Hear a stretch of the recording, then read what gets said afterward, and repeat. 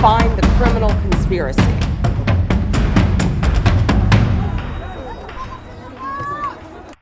Israel और Hamas के बीच Gaza में युद्ध विराम का ऐलान हो चुका है। दोनों ही पक्ष एक दूसरे के कैदियों को रिहा करेंगे। वहीं इजरायली सेना गाजा में एक तय सीमा से पीछे हट जाएगी और यहीं से मिडिल ईस्ट में शांति स्थापित करने की एक नई नींव पड़ेगी।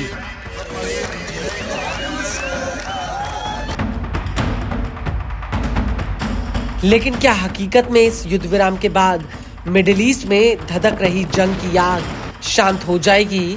कई जानकारों का मानना है कि जब तक आजाद फिलिस्तीन का मुद्दा सुलझ नहीं जाता तब तक मिडिल ईस्ट में शांति की बात करना बेमानी होगी।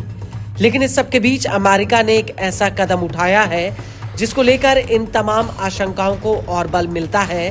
वो इसलिए क्योंकि अमेरिका के राष्ट्रपति डोनाल्ड ट्रंप ने अमेरिका की मिडिल ईस्ट में सेंट्रल कमांड सेना यानी सेंटकॉम को आदेश दिया है कि वो इजराइल की जमीन पर एक कमांड और कंट्रोल सेंटर तुरंत बनाए। सेंटकॉम का ये कमांड सेंटर गाजा में सभी तरह के समन्वय के लिए होगा और इजराइल में अमेरिका के इस नए कमांड सेंटर के जरिए ही सभी विदेशी फोर्सों के साथ समन्वय स्थापित किया जाएगा। इस कमांड सेंटर के जरिए अमेरिका का एक सीनियर जनरल और सैकड़ों अमेरिकी सैनिक गाजा में ट्रंप के 20 सूत्रीय शांति प्लान को लागू करने की निगरानी करेंगे। रिपोर्ट के मुताबिक गाजा में अमेरिका के अधिदेश का दायरा क्या होगा, किस तरह गाजा की कानून व्यवस्था चलाई जाएगी, इसके बारे में इजराइल के साथ अभी तक अमेरिका ने कोई जानकारी साझा नहीं की है। हालांकि गाजा में अज्ञात मृत इजरायली बंधकों का पता लगाने के लिए इजराइल, अमेरिका, कतर और मिस्र को मिलाकर एक टास्क फोर्स बनाई जाएगी जो इनका पता लगाएगी।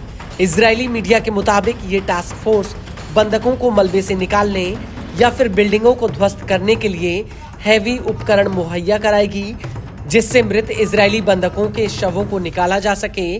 इस टास्क फोर्स का उद्देश्य ज्यादा से ज्यादा इजरायली मृत बंधकों के शवों को जीवित बंधकों के साथ 72 घंटों के भीतर इजराइल लाना होगा। और गाजा में अमेरिकी सेना को लेकर इजरायली मीडिया का कहना है कि ये कतर तुर्की के तंत्र से कहीं बेहतर होगा।